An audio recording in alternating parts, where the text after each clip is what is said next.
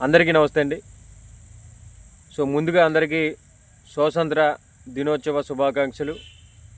మనం 79వ స్వతంత్ర దినోత్సవం అనేది ఈరోజు జరుపుకున్నాం.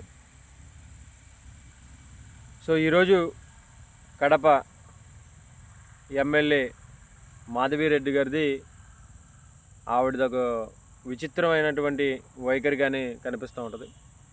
గతంలో కూడా మేయర్ పక్కన కుర్చీ వేయలేదని చెప్పేసి ఆ సమావేశాల్లో చేసినటువంటి వైఖరి మీకు గుర్తే ఉండదు. ఈరోజు జాతీయ జెండాని ఎగరవేస్తున్న సందర్భంలో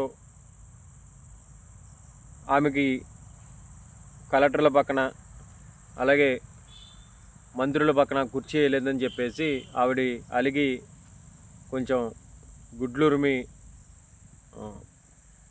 కలెక్టర్ వైపు చూస్తే ముందు జాయింట్ కలెక్టర్ వచ్చి ఆవిడని బతిమాలడం, తర్వాత కలెక్టర్ గారు వచ్చి బతిమాలినా సరే ఆవిడ నిరాకరించి స్టేజీ పైకి ఎక్కకపోవడం, ఇవన్నీ జరుగుతూ ఉన్నాయి. అయితే ఆవిడ వైఖరి కానివ్వండి, ఆవిడ ఒక విధి విధానాలు చూస్తే మేయర్ సమావేశాలు జరిగేటప్పుడు మేయర్ పక్కన నాకు కుర్చీ కావాలని చెప్పేసి ఆవిడ చేసినటువంటి రాద్ధాంతం అంతా ఇంత కాదు.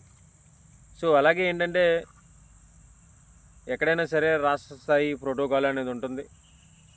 జాతీయ జెండా అనేది స్కూళ్ళల్లో, జడ్పీ హై స్కూళ్ళల్లో, గ్రామ పంచాయతీల్లో ఎగరవేస్తారు.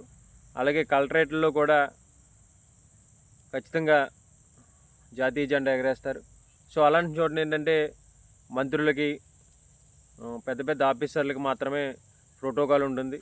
సాధారణమైనటువంటి ఎమ్మెల్యేలకి ప్రోటోకాలు, కుర్చీలు మంత్రుల పక్కన, కలెక్టర్ల పక్కన అయితే వేరు.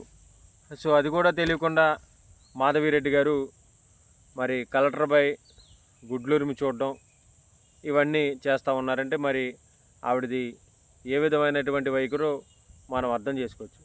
అయితే ఏంటంటే మాకు 164 సీట్లు ఉన్నాయి, మాకు ఎక్కడికి వెళ్ళినా సరే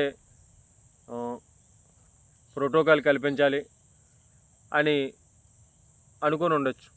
అయితే ఏంటంటే ప్రోటోకాల్ అనేది స్థాయిని బట్టి ప్రోటోకాల్ ఇస్తారు, కానీ ఎమ్మెల్యేకి ఉన్నటువంటి స్థాయి వేరేగా ఉంటుంది, ఎంపీకి ఉన్నటువంటి స్థాయి వేరేగా ఉంటుంది, అలాగే మంత్రికి ఉన్నటువంటి స్థాయి వేరేగా ఉంటుంది.